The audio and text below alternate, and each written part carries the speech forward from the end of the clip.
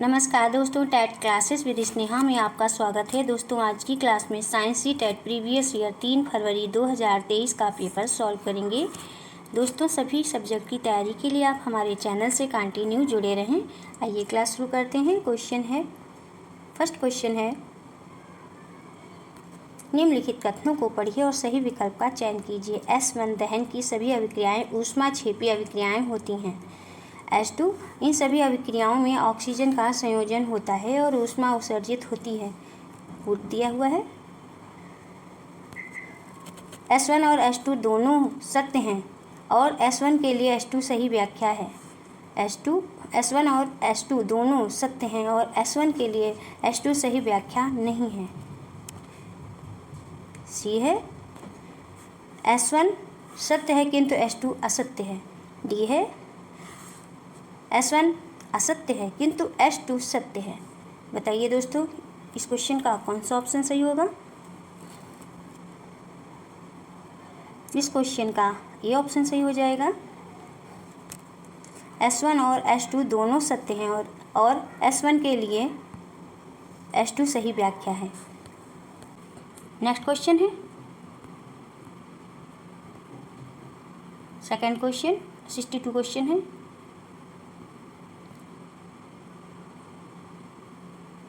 R1 अभिक्रिया 1 barium chloride sodium sulphate से अभिक्रिया करता है। R2 अभिक्रिया 2 मैग्नीशियम ऑक्साइड कार्बन डाइऑक्साइड से अभिक्रिया करता है। निम्नलिखित में से क्या सत्य है? क्या सत्य है दोस्तों? इस क्वेश्चन का बी ऑप्शन सही हो जाएगा दोस्तों। दिए विस्थापन अभिक्रिया संयोजन अभिक्रिया है।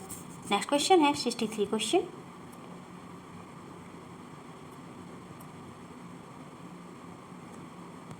निम्नलिखित कथनों को पढ़िए और सही विकल्प का चयन कीजिए। S1 भौतिक परिवर्तन सर्वदा उत्क्रमणीय होते हैं। H2 भौतिक परिवर्तन में कोई नया उत्पाद निर्मित नहीं होता। कूट दिया हुआ है।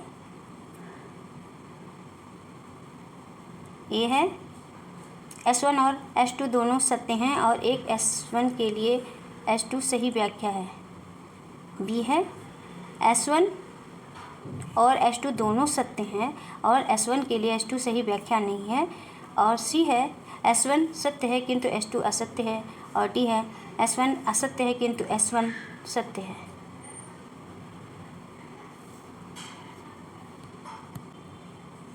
सॉरी दोस्तों, S1 असत्य है किंतु H2 सत्य है। इस क्वेश्चन का डी ऑप्शन सही हो जाएगा। डी ऑप्शन सही होगा दोस्तों। भौतिक परिवर्तन सर्वदा उत्क्रमणीय नहीं होते हैं। भौतिक परिवर्तन कभी उत्क्रमणीय तथा कभी अनुत्क्रमणीय होते हैं। अपरिवर्तन जिसमें किसी पदार्थ में भौतिक गुणों में परिवर्तन हो जाता है और भौतिक परिवर्तन जिसे हम लोग भौतिक परिवर्तन कहते हैं। भौतिक परिवर्तन में कोई नया उत्पाद नहीं निर्मित होता है। इसलिए कथन S1 असत्य है और कथन जो है H2 सत्य है। नेक्स्ट क्वेश्चन है 64 क्वेश्चन।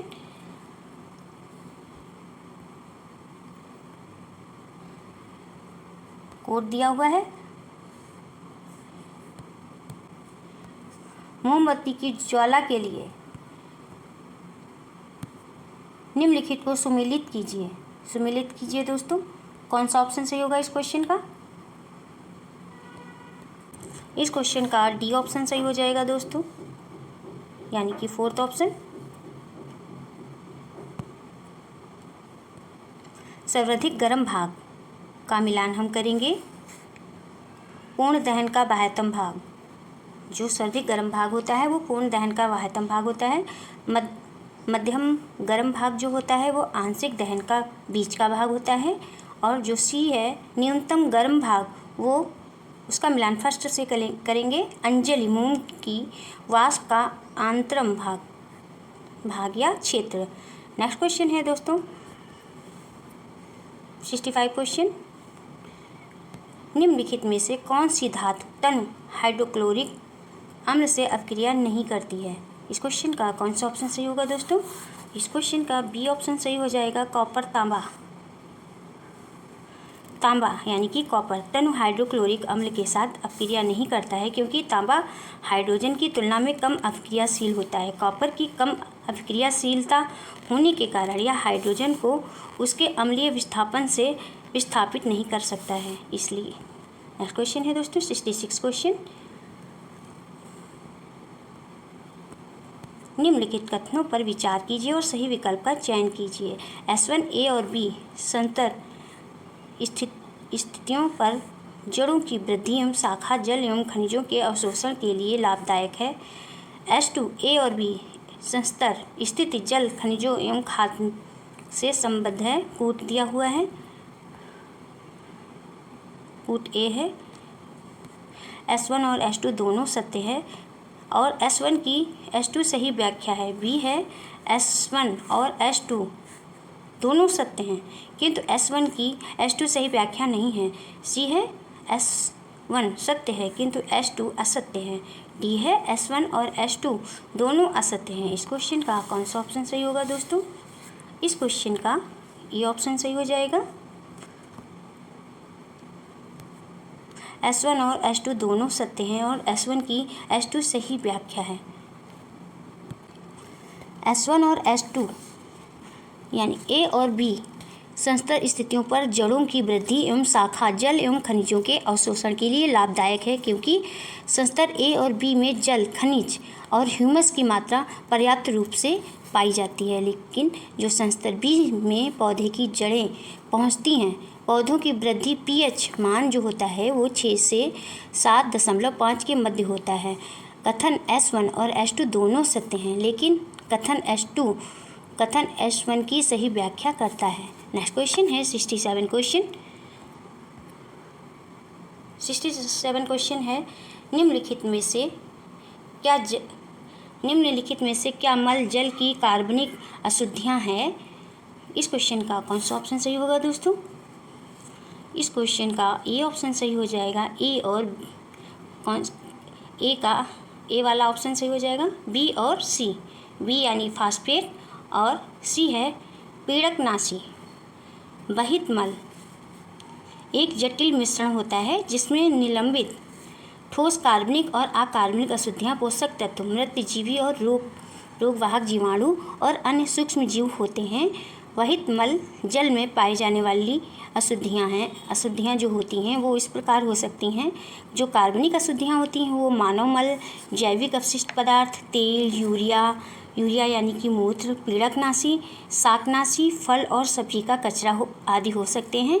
और जो अकार्बनिक अशुद्धियाँ हो सकती हैं वो होती हैं नाइट्रेट, फास्फेट धातुएं और पोषक तत्व भी हो सकते हैं, जैसे कि फास्फोरस और नाइट्रोजन युक्त पदार्थ। नेक्स्ट क्वेश्चन है 68 क्वेश्चन।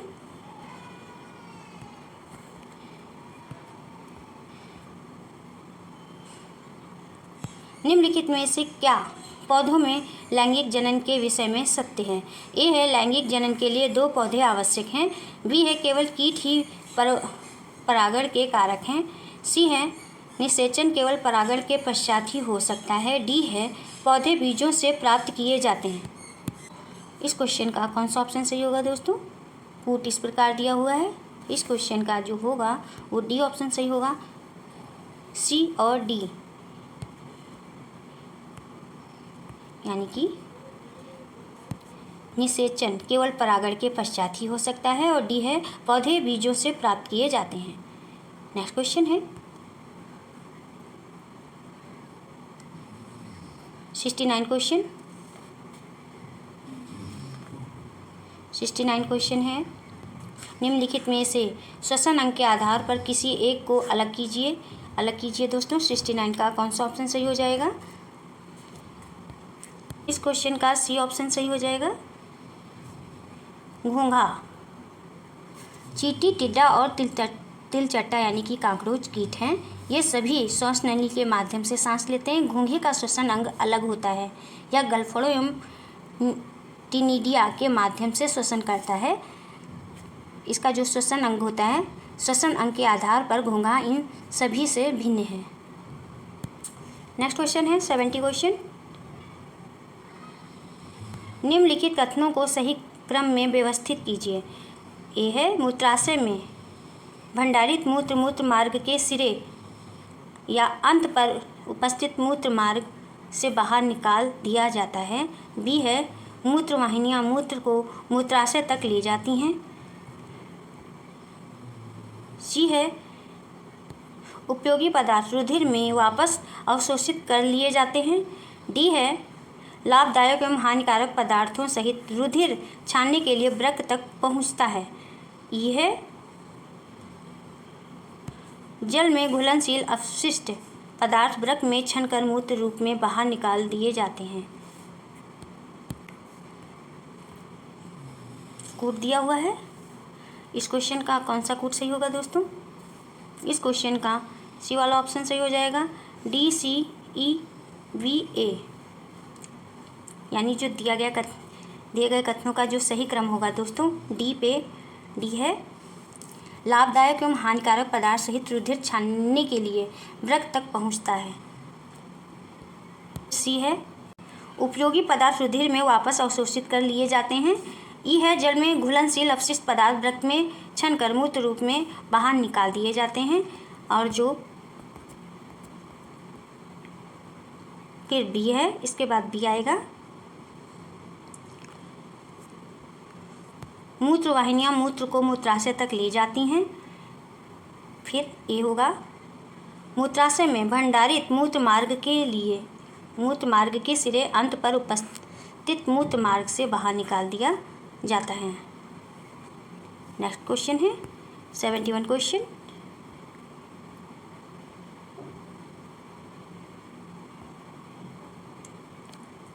केक के लिए आटा गूंथते हुए रसोइये ने एक चुटकी ईस्ट और चीनी आटे में डाली और कुछ घंटों के लिए उसे रख कर छोड़ दिया। कुछ घंटों के बाद आटे में से खट्टी गंध क्यों आ रही है? बताइए दोस्तों। ए ऑप्शन है क्योंकि कार्बन डाइऑक्साइड उत्पन्न होती है।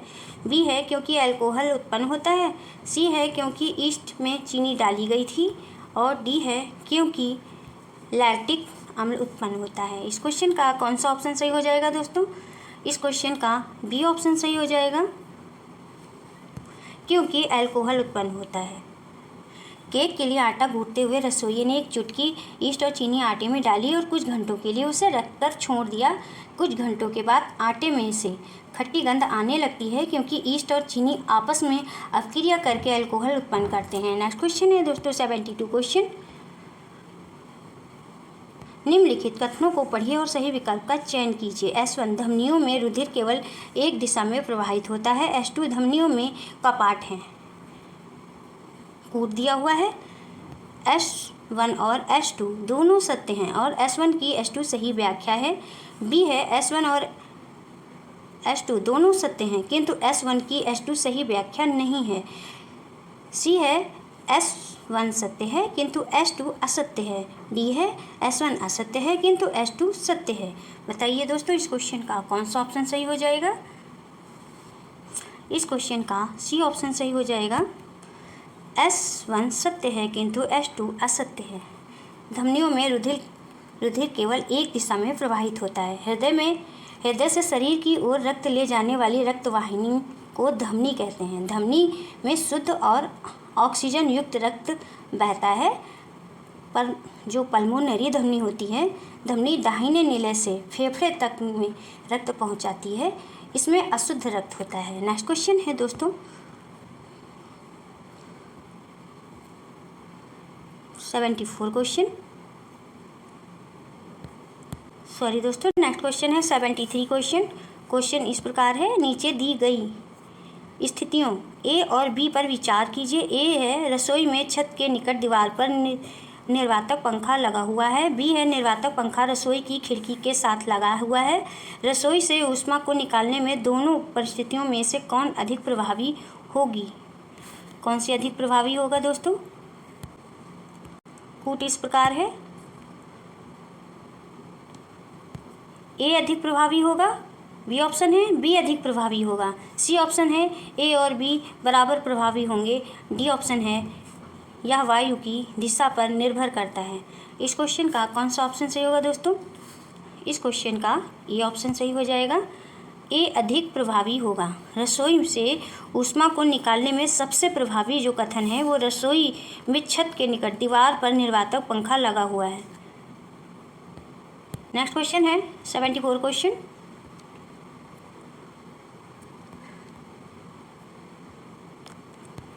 एक सरल लोलक में मध्य स्थिति और चरम स्थिति के बीच की दूरी d है। यदि दूरी d/4 तय करने में गोलक t1 सेकंड लेता है तो लोलक की समयावधि क्या है? क्या है दोस्तों? 74 का सी ऑप्शन सही हो जाएगा, 4t1 सेकंड। नेक्स्ट क्वेश्चन है 75 क्वेश्चन। सारणी ए और सारणी बी, एक तरफ डिस्टेंस है, टाइम है, दूरी है, समय है। एक तरफ दूरी है, समय है। आगे देखते हैं क्वेश्चन में। विद्यार्थियों को सारणी ए और बी में दिए गए आंकड़ों से दूरी समय आलेख खींचने के लिए कहा गया। ए है, ए ऑप्शन है, बी से ए की ढलान अधिक होगी। बी है, ए से बी की ढलान अधिक होगा। और सी है, ए और बी में ढलान बराबर या सम होगा। और डी ऑप्शन है, दी गई सूचना से निष्कर्ष नहीं निकाला जा सकता है। इस क्वेश्चन का कौन सा ऑप्शन सही हो जाएगा दोस्तों? इस क्वेश्चन का सी ऑप्शन सही होगा, ए और बी में ढलान बराबर होगा या सम होगा। नेक्स्ट क्वेश्चन है 76 क्वेश्चन।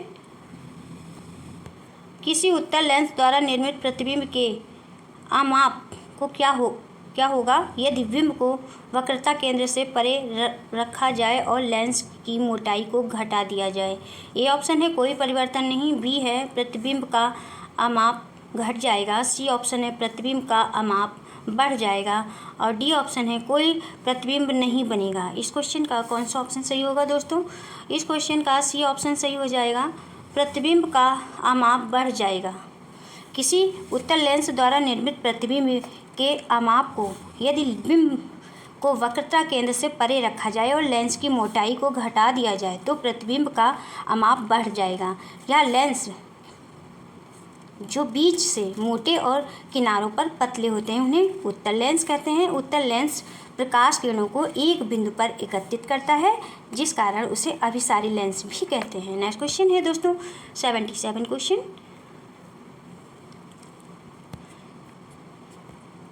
77 क्वेश्चन इस प्रकार है। ध्वनि एवं प्रकाश के संदर्भ में निम्नलिखित में से क्या सत्य है? क्या सत्य है दोस्तों?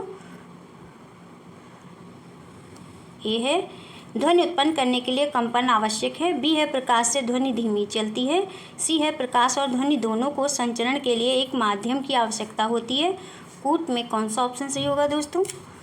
इस क्वेश्चन का डी ऑप्शन सही हो जाएगा, ओनली ए, केवल ए ऑप्शन। ध्वनि एवं प्रकाश के संदर्भ में ये सत्य है। ध्वनि उत्पन्न करने के लिए कंपन आवश्यक होता है। प्रकाश व ध्वनि सीधी सरल रेखा में गमन कर लक्ष्य तक पहुंच जाते हैं और प्रकाश की चाल ध्वनि की चाल से अधिक होती है। नेक्स्ट क्वेश्चन है 78 क्वेश्चन। एक सीमेंटेड फर्श पर M1 और M2 द्रव्यमानों के लोहे के दो टुकड़े रखे हैं। यदि M2 से M1 बड़ा है तो ए ऑप्शन है, M2 से M1 पर घर्षण बल अधिक लग रहा है। बी ऑप्शन है, M2 से M1 पर घर्षण बल कम लग रहा है। सी ऑप्शन है, M1 से M2 दोनों पर बराबर घर्षण बल लग रहा है। और डी है, M से M2 पर कार्यकर्ता घर्षण शून्य है। इस क्वेश्चन का कौन सा ऑप्शन सही होगा दोस्तों? इस क्वेश्चन का ए ऑप्शन सही हो जाएगा, M2 से M1 पर घर्षण कम अधिक लग रहा है। एक सीमेंटेड फर्श पर M1 और M2 द्रव्यमानों के लोहे के टुकड़े रखे हैं। यदि M2 से M1 बड़ा है तो M2 से M1 पर अधिक जो घर्षण बल अधिक लग रहा है। M1 और M2 विरामावस्था में होने के कारण उनके बीच अपेक्षित गति होने से पहले जो घर्षण कार्य करता है वह स्थैतिक घर्षण कहलाता है। नेक्स्ट क्वेश्चन है 79 क्वेश्चन। क्वेश्चन इस प्रकार है, किसी प्लास्टिक की बोतल के मुख पर एक गुब्बारा रखा गया। बोतल गर्म जल में रखी गई, चरण ए, और फिर ठंडे जल में रखी गई, जो चरण बी में दिखाया है। गुब्बारे का क्या होगा? ए ऑप्शन है चरण ए पिचक जाएगा, चरण बी फूल जाएगा। स्टेप बी है, सेकंड ऑप्शन है बी ऑप्शन, चरण ए पिचक जाएगा, चरण बी पिचक जाएगा। और सी ऑप्शन है चरण ए फूल जाएगा, चरण बी पिचक जाएगा। डी ऑप्शन है चरण ए फूल जाएगा, चरण बी फूल जाएगा। इस क्वेश्चन का कौन सा ऑप्शन सही है दोस्तों? इस क्वेश्चन का सी ऑप्शन सही हो जाएगा, चरण ए फूल जाएगा, चरण बी पिचक जाएगा। किसी प्लास्टिक की बोतल के मुख पर एक गुब्बारा रखा गया, बोतल गर्म जल में रखी गई तो चरण ए के तहत गुब्बारा फूल जाएगा। बोतल को ठंडे जल में रखी गई तो चरण बी के अंतर्गत गुब्बारा पिचक जाएगा। नेक्स्ट क्वेश्चन है दोस्तों 80 क्वेश्चन। फ्यूज की विशेषताएं क्या होनी चाहिए? क्या होनी चाहिए दोस्तों? 80 का कौन सा ऑप्शन सही होगा? 80 का सी ऑप्शन सही हो जाएगा, पतला तार, उच्च प्रतिरोधकता, निम्न गलनांक। फ्यूज तार मिश्र धातु यानी तांबा, टिन और शीशे से निर्मित होता है, जिसे चीनी मिट्टी के बने होल्डर पर लगे दो धात्विक टर्मिनलों के मध्य लगाया जाता है। फ्यूज तार की जो विशेषताएं होती हैं, मतलब विशेषताएं जो होती हैं वो ये होती हैं, पतला होता है तार, उच्च प्रतिरोधकता होती है और निम्न गलनांक होता है। नेक्स्ट क्वेश्चन है 81 क्वेश्चन।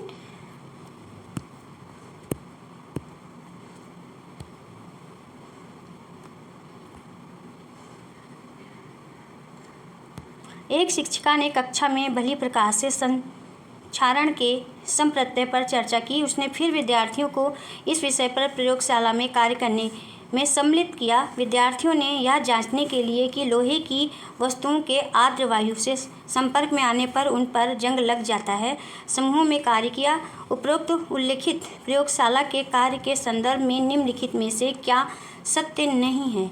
क्या सत्य नहीं है दोस्तों? नहीं पे ध्यान देना है। ए ऑप्शन है इसे निगमनात्मक प्रयोगशाला कार्य के रूप में चित्रित किया गया है। बी ऑप्शन है विद्यार्थियों को कुछ विचार तो है कि उनसे क्या ज्ञात करने की अपेक्षा है। सी ऑप्शन है पांचवा, यह कक्षा में चर्चा किए गए संप्रत्ययों को सुदृढ़ करने में सहायक है। और डी ऑप्शन है यह विद्यार्थियों को एक सामान्यीकरण तक पहुंचने में अवलोकनों के उपयोग की अनुमति देता है। इस क्वेश्चन का कौन सा ऑप्शन सही होगा दोस्तों? इस क्वेश्चन का ये ऑप्शन सही हो जाएगा, इसे निगमनात्मक प्रयोगशाला कार्य के रूप में चित्रित किया गया है। नेक्स्ट क्वेश्चन है दोस्तों 82 क्वेश्चन। वैज्ञानिक सिद्धांतों के संदर्भ में निम्नलिखित में से क्या सत्य है? क्या सत्य है दोस्तों? आइए देखते हैं क्वेश्चन में। वैज्ञानिक सिद्धांतों के संदर्भ में निम्नलिखित में से क्या सत्य है? ए ऑप्शन है वैज्ञानिक सिद्धांत प्राकृतिक परिघटनाओं की एक व्यवस्थित व्याख्या देते हैं। और बी है वैज्ञानिक सिद्धांत को समझने के लिए हमारी कल्पना पर बहुत अधिक जोर पड़ता है। सी है वैज्ञानिक सिद्धांतों को नई परिघटनाओं का पूर्वानुमान लगाना चाहिए जिनकी पुष्टि प्रयोग द्वारा हो सके। और डी है वैज्ञानिक सिद्धांत सर्वदा अनंतिम है। कूट दिया हुआ है। कौन सा ऑप्शन सही होगा दोस्तों इस क्वेश्चन का? इस क्वेश्चन का सी ऑप्शन सही हो जाएगा, ए बी सी और डी।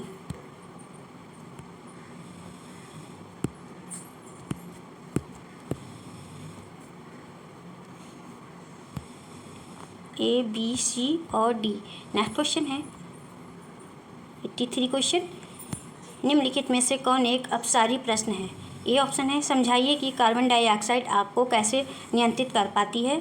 बी है घर्षण एक मित्र है या शत्रु। सी ऑप्शन है द्रवों में तैरती वस्तुओं की विशिष्ट आकृति क्यों होनी चाहिए। और डी ऑप्शन है क्या होगा यदि हम पेड़ काटते चले जाएंगे। इस क्वेश्चन का कौन सा ऑप्शन सही होगा दोस्तों? इस क्वेश्चन का डी ऑप्शन सही होगा, क्या होगा यदि हम पेड़ काटते चले जाएंगे। यह एक अपसारी प्रश्न है जिसका कोई निश्चित उत्तर नहीं होता है। यह बच्चों को प्रोत्साहित करता है कि वे अपने चिंतन को उन चीज़ों से परे ले जाए जो वे जानते हैं कि वे सत्य हैं। नेक्स्ट क्वेश्चन है 84 क्वेश्चन। निम्नलिखित उदाहरण पर विचार कीजिए। मान लीजिए हम एक कमरे को ठंडा करना चाहते हैं। ऊष्मागतिकी हमें बताती है कि हमें ऐसा करने के लिए अतिरिक्त ऊर्जा खर्च या व्यय करने की आवश्यकता है। इस अतिरिक्त ऊर्जा को विद्युत द्वारा आपूर्ति की जाती है, जो कमरे को ठंडा करने में एयर कंडीशनर को सक्षम बनाती है। ऊष्मागतिकी पदार्थ के विभिन्न प्रवस्थाओं की साम्यता को भी नियंत्रित करती है। प्रकाश संश्लेषण जैसी किसी रासायनिक अभिक्रिया में कितनी ऊष्मा उत्सर्जित या अवशोषित होगी, इसके लिए अनुमान में भी ऊष्मागतिकी के अनुप्रयोग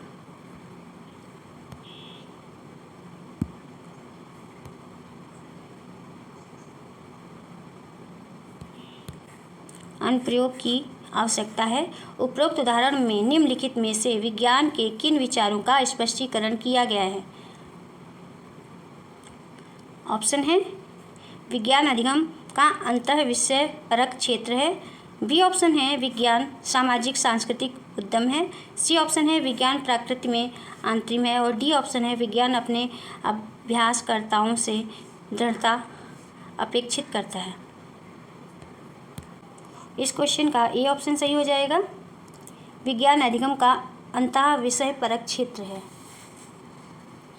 जो उदाहरण दिए गए हैं, उदाहरण में ऊष्मागतिकी तथा प्रकाश संश्लेषण के आपसी संबंधी धारणाओं को प्रस्तुत करते हुए इस विचार का स्पष्टीकरण किया गया है कि विज्ञान अधिगम का अंतः विषय परक क्षेत्र है। विज्ञान में अंतः विषय दृष्टिकोण पर 3 शीर्षकों के तहत चर्चा की जा सकती है, जैसे कि विज्ञान के विषयों का आपस में सहसंबंध, जिसमें यह बताया जाता है कि विज्ञान के प्रत्येक विषय एक दूसरे पर निर्भर हैं, और अन्य स्कूली विषयों के साथ विज्ञान का सहसंबंध होता है, जैसे और जीवन और पर्यावरण के साथ विज्ञान का संबंध होता है। नेक्स्ट क्वेश्चन है 85 क्वेश्चन।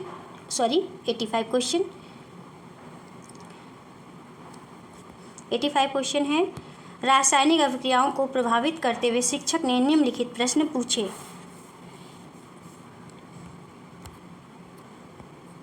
प्रश्न इस प्रकार हैं। पहला है, क्या होगा यदि तुम लोहे की एक कील को कुछ दिनों के लिए एक खुले आर्द्र क्षेत्र में रख दोगे? दूसरा क्वेश्चन है, क्या होता है जब तुम कागज़ और लकड़ी जलाते हो? शिक्षक के मानस में क्या उद्देश्य है? ए ऑप्शन है विद्यार्थियों को अधिगम की प्रक्रिया में भाग लेने के लिए प्रेरित करना।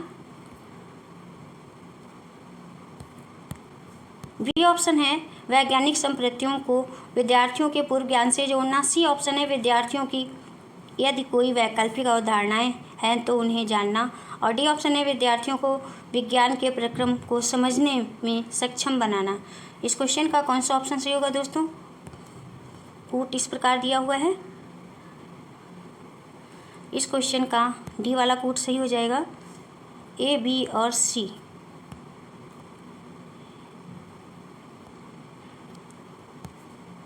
ए, बी और सी। नेक्स्ट क्वेश्चन है 86 क्वेश्चन।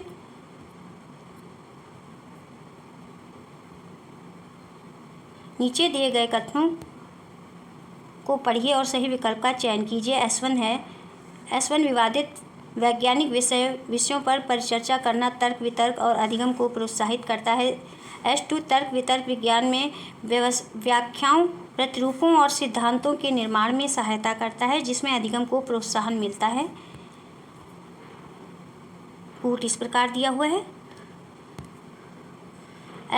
S1 और S2 दोनों सत्य हैं और S1 की S2 सही व्याख्या है। बी ऑप्शन है S1 और S2 दोनों सत्य हैं किंतु S1 की S2 सही व्याख्या नहीं है। सी ऑप्शन है S1 सत्य है किंतु S2 असत्य है। डी ऑप्शन है S1 असत्य है किंतु S2 सत्य है। इस क्वेश्चन का कौन सा ऑप्शन सही होगा दोस्तों? इस क्वेश्चन का कूट है, ए है, बी, सी और डी। बी ऑप्शन है ए, बी और सी। सी ऑप्शन है ए, बी और डी। डी ऑप्शन है ए, सी और डी। इस क्वेश्चन का सी ऑप्शन सही हो जाएगा दोस्तों, ए, बी और डी। नेक्स्ट क्वेश्चन है 88 क्वेश्चन। नीचे लिखे कथन को पढ़िए और सही विकल्प का चयन कीजिए। ए है एल्युमिनियम विद्युत का सुचालक है। बी है सदृश आवेश एक दूसरे को प्रतिकर्षित और असदृश आवेश एक दूसरे को आकर्षित करते हैं। कूट है इस कूट में कौन सा ऑप्शन सही हो जाएगा दोस्तों? सी वाला कूट सही हो जाएगा। ए निष्कर्ष, बी निष्कर्ष। कथनों में एल्युमिनियम विद्युत का सुचालक है। यह प्रयोग द्वारा निष्कर्ष रूप में सिद्ध किया जा सकता है और कक्षीय गतिविधियों के उपरांत चुंबकों पर प्रयोग करके यह निष्कर्ष भी निकाला जा सकता है कि सदृश आवेश एक दूसरे को प्रकर्षित और असदृश आवेश एक दूसरे को आकर्षित करते हैं। इसलिए ए निष्कर्ष और बी भी निष्कर्ष होगा। नेक्स्ट क्वेश्चन है 89 क्वेश्चन। एनसीईआरटी की विज्ञान की कक्षा 8 की पाठ्य पुस्तक में निम्नलिखित उदाहरण पढ़िए।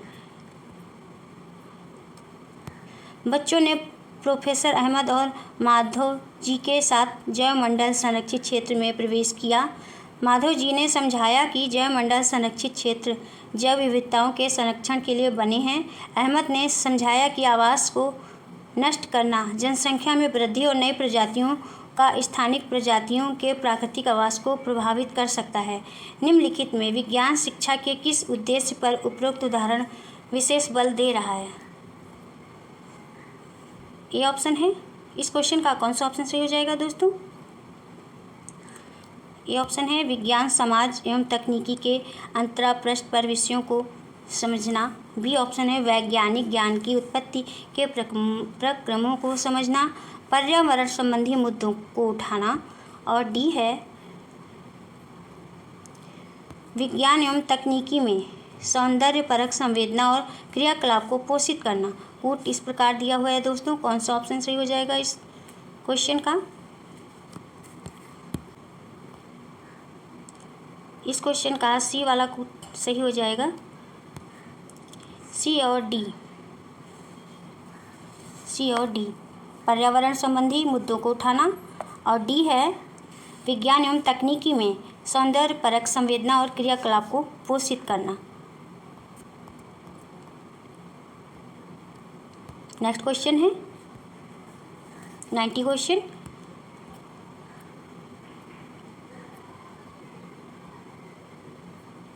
निम्नलिखित उदाहरण को पढ़िए दोस्तों। हमारे लिए परावर्तन और अपवर्तन प्राचीन परिघटनाएं हैं।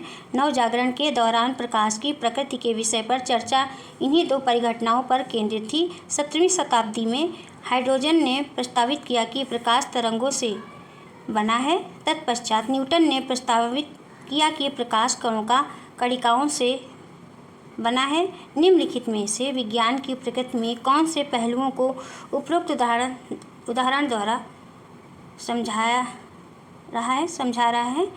ये है विज्ञान समाज और संस्कृति में प्रस्तावित है। बी है वैज्ञानिक की सृजनता और कल्पना से विज्ञान की प्रगति होती है। सी है विज्ञान प्रकृति से अनंतिम है। डी है विज्ञान की प्रगति एक निश्चित वैज्ञानिक विधि के आधार पर होती है। कूट दिया हुआ है, बताइए दोस्तों इस क्वेश्चन का कौन सा कूट सही हो जाएगा? बी ऑप्शन सही हो जाएगा। बी और सी वैज्ञानिक की सृजनता और कल्पना से विज्ञान की प्रगति होती है, और सी है विज्ञान प्रकृति से अनंतिम है। बस आज की क्लास में इतना ही दोस्तों। यदि आपको क्लास अच्छी लगी हो तो वीडियो को सब्सक्राइब, लाइक और शेयर ज़रूर करें और कमेंट्स करके बताएं क्लास कैसी रही। मिलते हैं नेक्स्ट क्लास में। Thank you for watching this video.